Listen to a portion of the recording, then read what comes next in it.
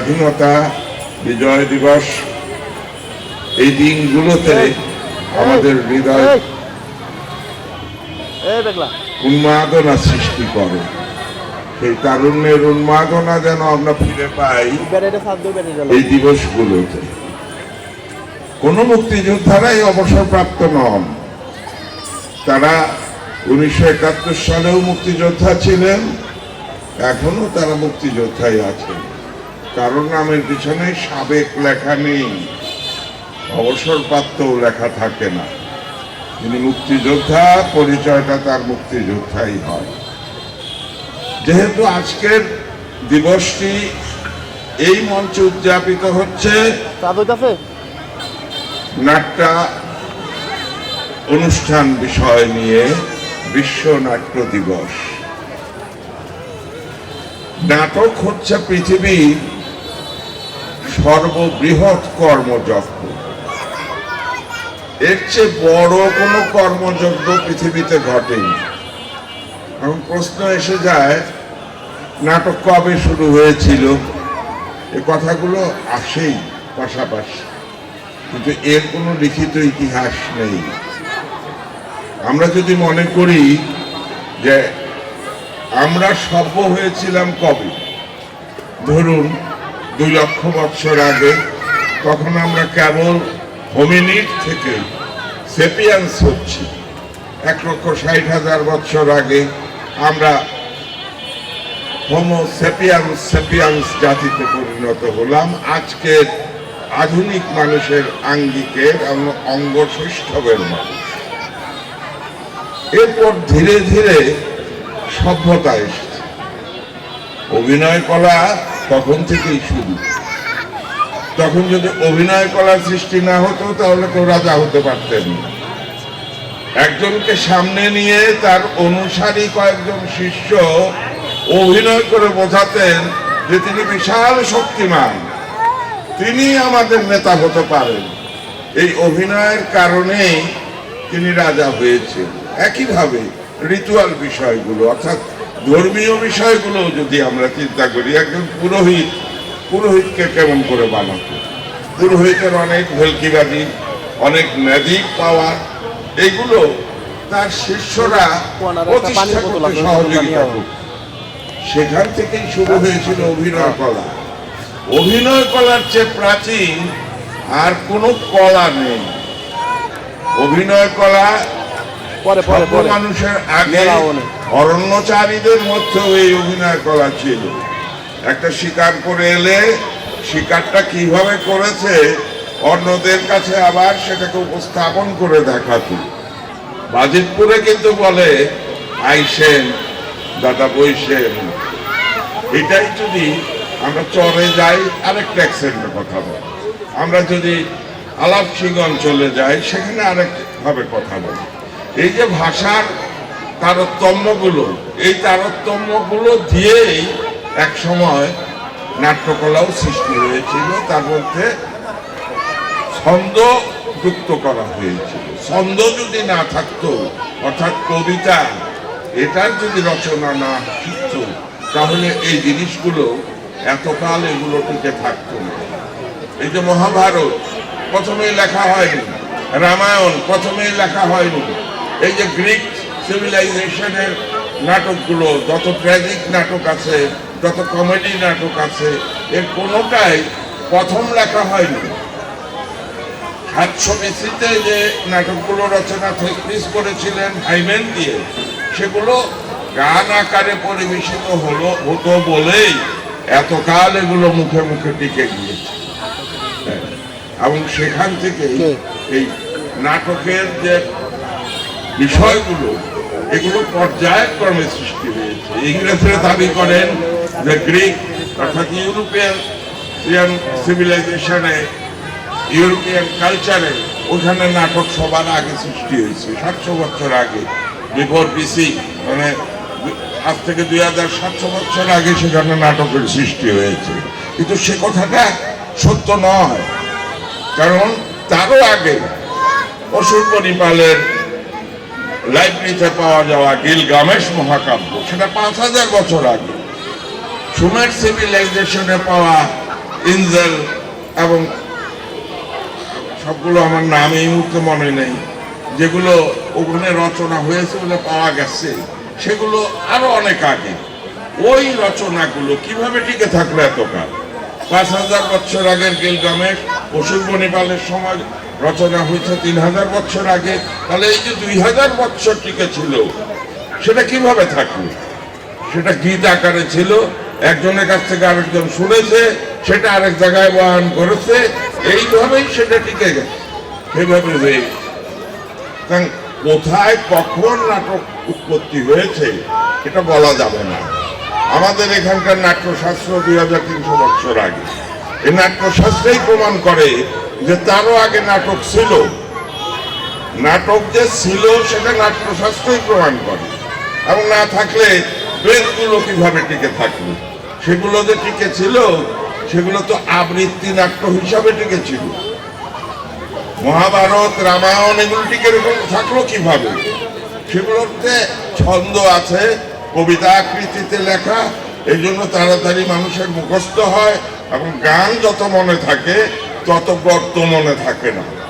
এই সমস্ত কাব্যগুলোই মানুষের স্মৃতিতে স্মৃতিতে ভেসে ভেসে এবং ক্ষেত্র বিশেষে সংস্কার হতে হতে একটা নাটকের আকৃতি নিয়েছে। যাই হোক, নাটক নিয়ে পৃথিবীতে কয়েক হাজার গ্রন্থ রচনা হয়েছে। নাটক গ্রন্থ না, নাটক নিয়ে আলোচনার গ্রন্থ, যেমন অ্যাক্টর বা থিয়েটার বা ইন্ডিয়ান স্টেজ থিয়েটার, এই ধরনের হাজারো হাজারো গ্রন্থ রয়ে গেছে যেগুলো নাটক নিয়ে রচনা। এবং সমস্ত পৃথিবীতে এই নাটক আছে, নাটক নাই এরকম কোনো দেশ নাই। অভিনয় কলা নেই, আজকের বিশ্বে কোথাও সেরকম দেশ নাই। আর আমি তার সাথে যোগ করে বলি, নাটকের যদি জন্ম না হতো, অভিনয় কলার যদি জন্ম না হতো, মানুষ আজকের সভ্যতায় বসত না। মানুষের সভ্যতা সৃষ্টি, মানুষের ধর্মাচারের সৃষ্টি সব কিছুই এসেছে অভিনয় কলা থেকে। অভিনয় কলা দিয়েই আরেকজনকে প্রলুব্ধ করা গেছে, অভিনয় কলা দিয়েই একটি বিষয়কে প্রচার করা গেছে। কারণ তখন মানুষ তো লিখতে পারতো না, পড়তে পারতো না, সবাই লিখতে পড়তে পারতো না। রাজ দরবারে মাত্র ৫০০ বছর আগেও রাজ দরবার ছাড়া আর কোথাও কোনো লেখনী ছিল না। আমাদের মাত্র ৩৫০ বছর আগে আমাদের এই দেশে সংস্কৃত ভাষায় লেখা হতো। সংস্কৃত ভাষা মেয়েদের বলাই বারণ ছিল, যেটা মেয়েরা বলতে পারবে না, মেয়েদেরকে কথা বলতে হবে প্রাকৃত ভাষায়, আর পুরুষরা বলবে সংস্কৃত ভাষায়। এবং সাহিত্য চর্চা হবে সংস্কৃত দিয়ে। প্রকৃত ভাষায় বা আমাদের যেটা আদি ভাষা, সেই প্রাকৃত ভাষায় বাংলা সাহিত্যে মাত্র কর্পূর মঞ্জুরি নামে একটি নাটককে পাওয়া গেছে যেটা প্রাকৃত ভাষায় রচনা হয়েছে। অর্থাৎ আমাদের এখানে লেখা দিয়ে না এগুলোর প্রচার হয় না, এটা পরিবেশন হয়েছে, সেটা যে আকারেই হোক, আবৃত্তি আকারে হোক, নৃত্য আকারে হোক, মূক অভিনয় আকারে হোক বা গানের আকারে হোক, যেভাবেই হোক নাটক হিসাবে হয়েছে। এখানে আরেকটা কথা বলে রাখা ভালো, নাটকের থেকে কোনোটাই কিন্তু বিচ্ছিন্ন ছিল না। অতি সম্প্রতি মাত্র ১৫০-২০০ বছর আগে আমাদের থেকে অন্য অন্য বিষয়গুলোকে পৃথক করা হয়েছে। সঙ্গীত এবং নৃত্য এগুলোকে নাটক থেকে আলাদা করা হয়েছে। নাট্যশাস্ত্র অনুসারে এগুলো সবই নাটক। যিনি সঙ্গীত পরিবেশন করছেন তিনিও নাটক করছেন, যিনি আবৃত্তি করছেন তিনিও নাটক করতেন, যিনি মূক অভিনয় করেন তিনিও নাটক করেন, এবং যিনি আবৃত্তি করেন তিনিও নাট্য আবৃত্তি করেন। যাই হোক, নাটক সমস্ত পৃথিবীতেই আছে। নাটক আমরা মাত্র ২০০ বছর আগে আমাদের আঙ্গিক ছেড়ে, আমাদের যেসব লোকজ আঙ্গিক ছিল, আমাদের ইন্ডিজিনাস থিয়েটারগুলো, এই সকল ইন্ডিজিনাস থিয়েটারগুলোই আমাদেরকে এই ব্রিটিশ নাটকের বা থিয়েটারের প্রভাবে, গ্রিক আঙ্গিকের থিয়েটার যারা ব্রিটিশরা যারা আমাদের এখানে প্রয়োগ করেন, তার প্রভাবে আমরা থিয়েটারের ভিতরে প্রবেশ করেছি। কিন্তু আমাদের এই থিয়েটারটাই মূল বিষয় না, থিয়েটার দিয়েই আমাদের সবকিছু শুরু হয় নাই। আমাদের নিজস্ব, আমাদের প্রাকৃত ভাষায়, আমাদের মৈথিলি ভাষায়, আমাদের চর্যাপদে, আমাদের প্রাচীন যতগুলো ভাষা ছিল সব ভাষাতেই আমরা আগে নাটক করেছি। নাটক আমাদের ছিল, নাটক আছে, নাটক থাকবে এবং অনাদিকাল পর্যন্ত থেকে থাকবে। মাঝে মাঝে প্রতিযোগী এসে দাঁড়ায়, এক সময় এসে সিনেমা দাঁড়িয়েছিল, সেটা কাটিয়ে উঠেও আমরা নাটককে আবার পপুলার করতে পেরেছিলাম। এখন মোবাইল এসেছে, এখন টেলিভিশন এসেছে, টেলিভিশনের প্রভাবকেও আমরা মুক্ত করতে পেরেছিলাম। আমাদের ঢাকার স্বাধীনতা উত্তরকালের একটা অনুষ্ঠানে মঞ্চে উপস্থিতির হার কম ছিল না, এখন আবার ভাটা পড়েছে। ছেলেমেয়েরা এখন মোবাইলের ছাড়া কোনো কিছুই পছন্দ করে না, কিন্তু এটাও থাকবে না। সামনাসামনি বসে একজন শিল্পীর অভিনয় দেখার যে আবেদন, যে মজা, সেইটা মোবাইলের মধ্যে পাওয়া যাবে না। একদিন সেটা বুঝতে পারবে এবং অনতি বিলম্বেই আগামী 10 বছরের মধ্যে আবার মঞ্চে রঙিন আলো জ্বলবে, আবার মঞ্চে রঙালয় হয়ে উঠবে। আমি এই পর্যায়ে স্বাধীনতা প্রসঙ্গে কিছু কথা বলবো। আমার বেশি কথা বলার ইচ্ছেটা নাই। আগেই বলেছি যে বাচ্চারা অপেক্ষা করছে, তারা গান গাইবে, নাচবে। আমি এখন একটু বলতে চাই যে 1971 সালে আমরা যারা যুদ্ধে ছিলাম, আমাদের যারা মৌলানা ভাসানীর অনুসারী ছিলাম, তারা একভাবে যুদ্ধ করেছি, এক আঙ্গিকে এবং একরকম ধ্বনি তুলে। আর যারা আওয়ামী ঘরানার ছিল, তারা জয় বাংলা স্লোগান দিয়েই এটা যুদ্ধ করত, রণহুঙ্কার দিতে। আমরা চাই না যে মুক্তিযোদ্ধাদের মধ্যে কোনো বিভেদ থাকুক। আমরা চাই মুক্তিযোদ্ধারা আমরা এক থাকি। একটি বিষয় নিয়ে আমাদের মধ্যে পার্থক্য লক্ষিত হচ্ছে, সেটি হচ্ছে, আমি কয়েকটি অনুষ্ঠানে ইদানিংকালে গিয়েছিলাম। আমি যেমন বক্তৃতার শুরুতে বলেছি যে স্বাধীনতা যুদ্ধের আমরা যারা যোদ্ধা, তারা নিজেদেরকে কখনোই সাবেক মনে করি না।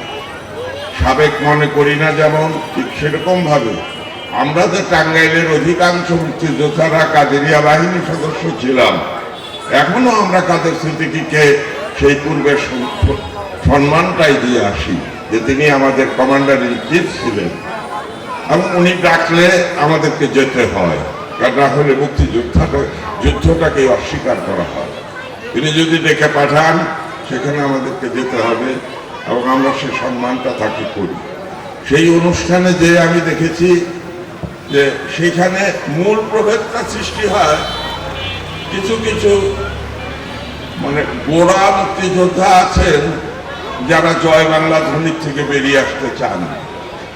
আমি একটি সভায় বক্তব্য রাখার সময় বললাম যে আমরা 1971 সালে যুদ্ধ যখন করেছি, তখন আওয়ামী ঘরানার সমস্ত বীর মুক্তিযোদ্ধারাই রণহুঙ্কার উচ্চারণ করেছেন জয় বাংলা বলে। আমরা যে পতাকাটা সামনে নিয়ে যুদ্ধ করেছি, সেটি ছিল মানচিত্র আঁকা শিব শঙ্করের অঙ্কিত একটা পতাকা। সেই পতাকাটা নিয়েই আমরা যুদ্ধ করেছি। সেই যুদ্ধটা আমাদের শেষ হলো 16ই ডিসেম্বর। আমাদের দেশের নাম আগে ছিল না, আমরা স্বাধীন বাংলা বলে যুদ্ধ করেছি। কিন্তু যখন স্বাধীনতার দলিল রচনা করা হলো, তখন দেশের নামটা লেখা হলো বাংলাদেশ। পতাকা তো সেদিন বদল হয়নি, পতাকাটাও বদল হয়নি, জয় বাংলা ধ্বনিটাও বদল হয়নি।